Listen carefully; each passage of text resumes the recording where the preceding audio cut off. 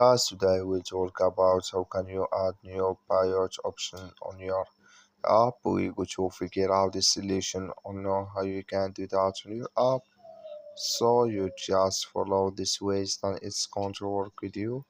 So all you have to do, so you just go down, you click here on profile down here. So when you just click here on profile, it's going to take you to this list. It's going to show for you like this here. So then all you have to do now, you just go down here, you keep going down. So then you click here on payment methods, just click on it here.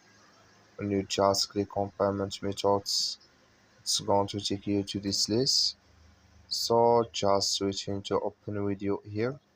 Then you click here on add new payment option, just click on it. So also just switching to open video here and here. So uh, here you will get this code here, authentication code has been sent to your email. You will get your code and you add it here, then you click on send, then it's going to take you to add your Payout information. So that's all you have to do. Thank you for watching. Don't forget to support us by liking